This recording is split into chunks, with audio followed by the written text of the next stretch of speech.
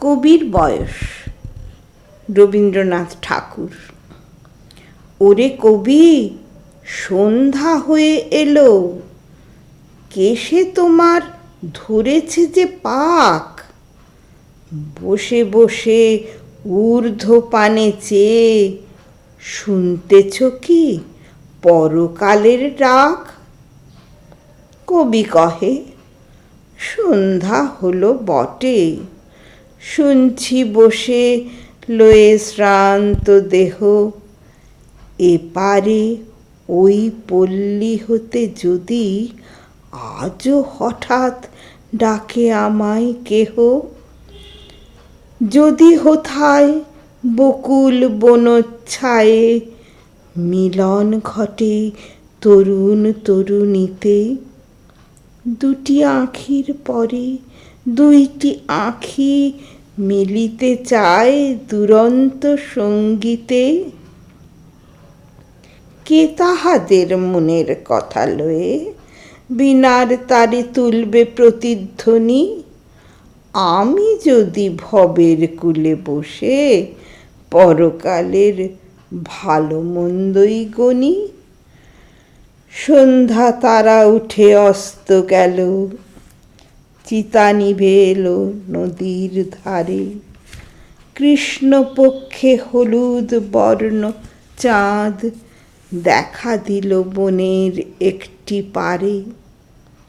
শৃগাল সভা ডাকে ঊর্ধ্ব রবে পোড়ো বাড়ির শূন্য আঙিনাতে। এমন কালে কোনো গৃহত্যাগী হেথায় যদি জাগতে আসে রাতে, জোর হস্তে ঊর্ধ্বে তুলি মাথা, চেয়ে দেখে সপ্ত ঋষির পানে, প্রাণের কূলে আঘাত করে ধীরে সুপ্তি সাগর শব্দবিহীন গানে। ত্রিভুবনের গোপন কথাখানি কে জাগিয়ে তুলবে তাহার মনে? আমি যদি আমার মুক্তি নিয়ে যুক্তি করি আপন গৃহকোণে। কেশে আমার পাক ধরেছে বটে, তাহার পানে নজর এত কেন?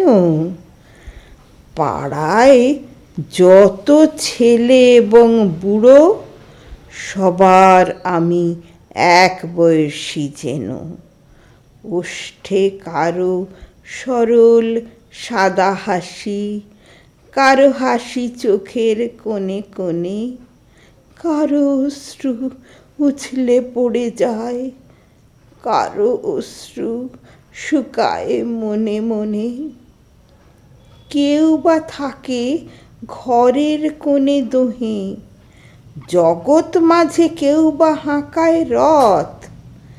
কেউ বা মরে একলা ঘরের শোকে, জনারণ্যে কেউ বা হারায় পথ। সবাই মরে করেন ডাকাডাকি, কখন শুনি পরকালের ডাক? সবার আমি সমান বয়সী যে, চুলে আমার যতই ধরুক পাক।